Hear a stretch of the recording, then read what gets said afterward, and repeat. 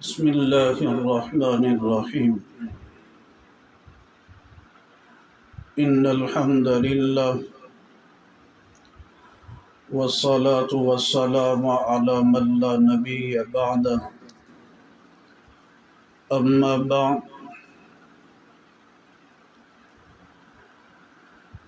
نبی پاک صلی اللہ علیہ وسلم پر 23 سالہ زندگی میں قرآن مجید نازل ہوا۔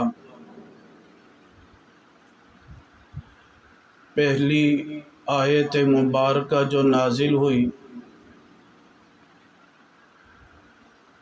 علامہ جلال الدین سیوطی رحمۃ اللہ علیہ روایت مبارکہ نقل فرماتے ہیں، ابن عباس رضی اللہ تعالیٰ نے فرمایا، اول ما نزل جبریل علی النبی صلی اللہ علیہ وسلم قال، پہلی وحی جب حضرت جبرائیل علیہ السلام نبی پاک صلی اللہ علیہ وسلم پر لے کر اترے تو حضرت جبرائیل علیہ السلام نے فرمایا، یا محمد استعذ، اے محمد صلی اللہ علیہ وسلم آپ اللہ تعالیٰ سے پناہ مانگے، یعنی تعوذ پڑھیں۔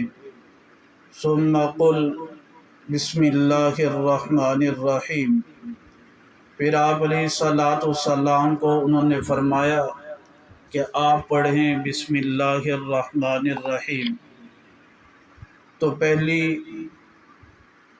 جو وحی نازل ہوئی، جبرائیل علیہ السلام نے پہلے تعوذ پڑھنے کا کہا اور پھر جبرائیل علیہ السلام نے فرمایا کہ اللہ کے نبی قل بسم اللہ الرحمن الرحیم۔